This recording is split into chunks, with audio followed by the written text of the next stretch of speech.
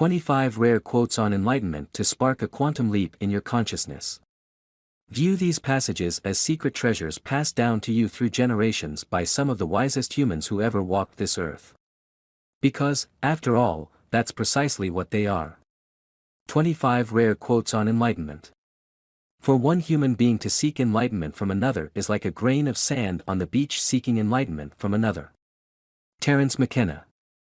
The real meaning of enlightenment is to gaze with undimmed eyes on all darkness. Nikos Kazantzakis. Enlightenment is a destructive process. It has nothing to do with becoming better or being happier.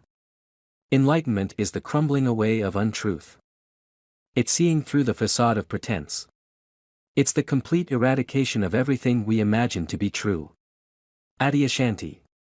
Enlightenment is the experience of intimacy with the entire universe. There is no separation whatsoever. You totally disappear in the process of uniting with the raw content of the present moment. And because you do, you have never been more alive. Enlightenment is beyond the connection to me and mine, it's past the illusion that you know who you are.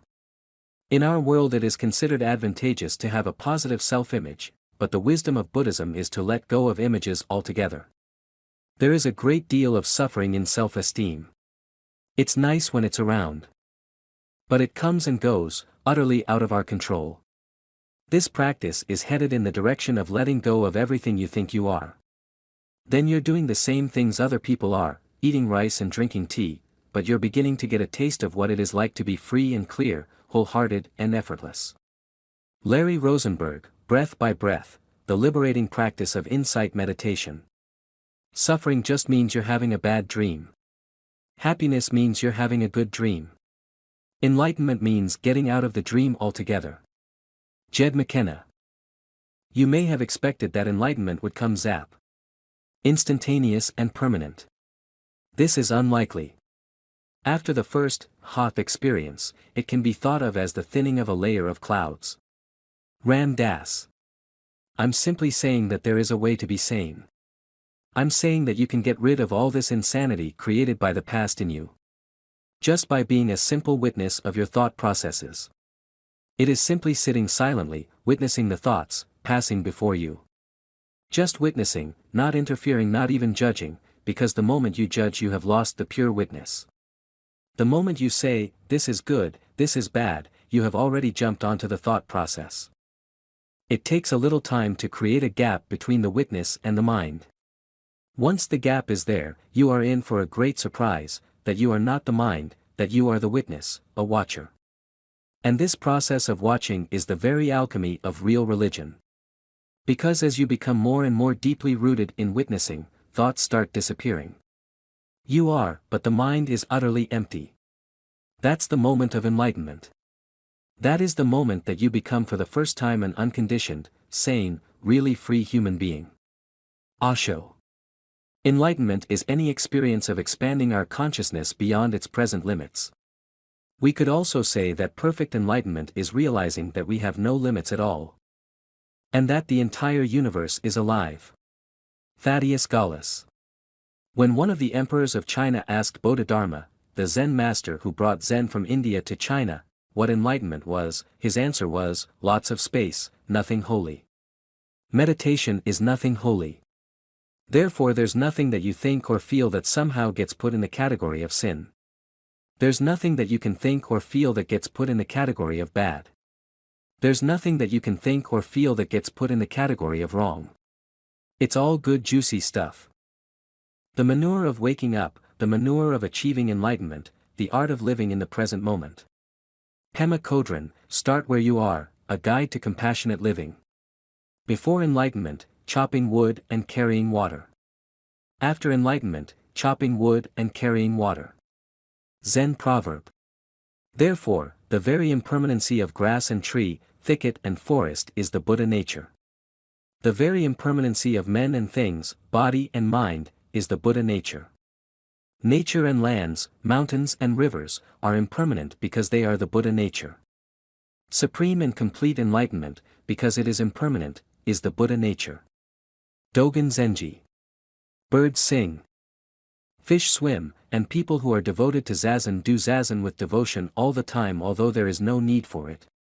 Our life is already fine the way it is. Everything that happens is already a manifestation of our original enlightenment, even though we don't know it. We don't need to enter another condition or improve or disprove anything. The gentle rain of the Dharma is falling all the time evenly and freely on everything, and each thing receives that rain and uses it in its own way, each in a different way.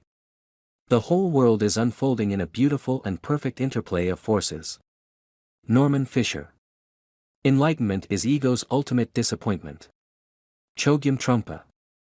The enlightened one has become liberated and freed from all attachments by seeing as they really are the arising and passing away of feelings.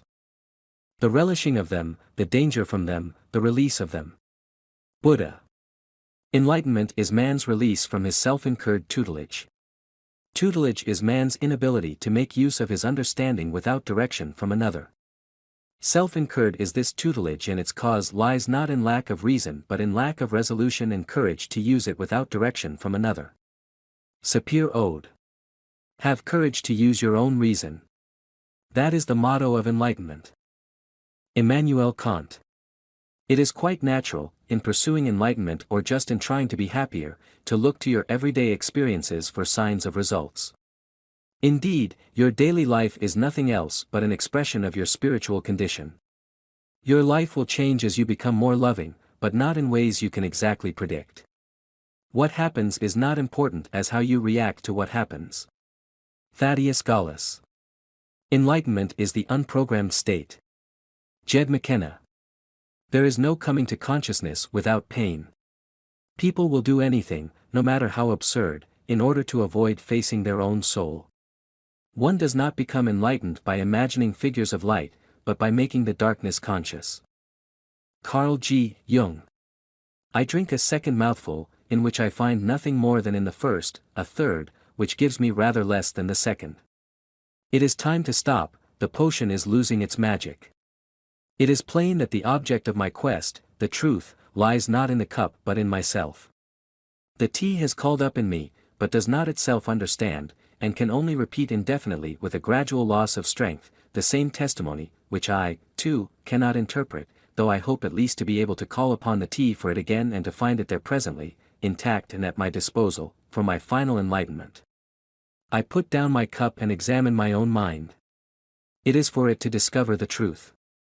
But how?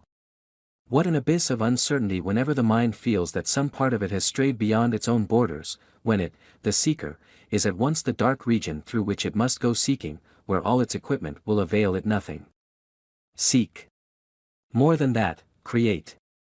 It is face to face with something which does not so far exist, to which it alone can give reality and substance, which it alone can bring into the light of day.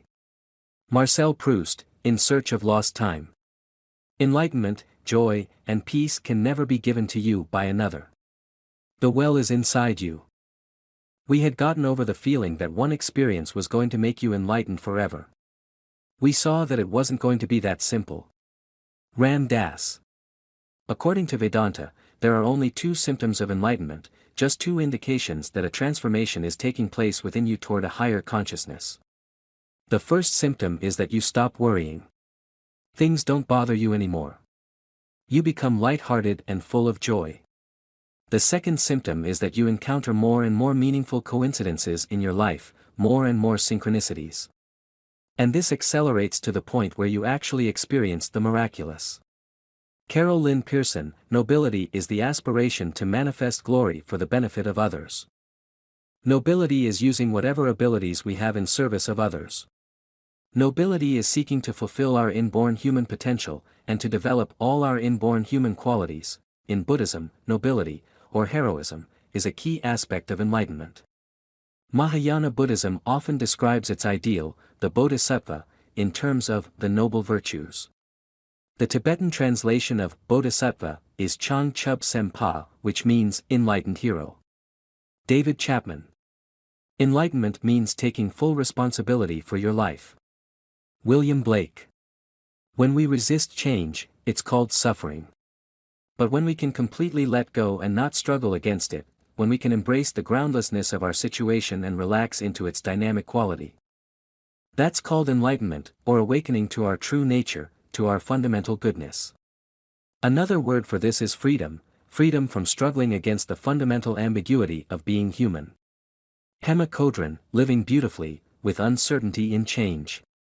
If you think you're enlightened, go spend a week with your family. Ram Dass.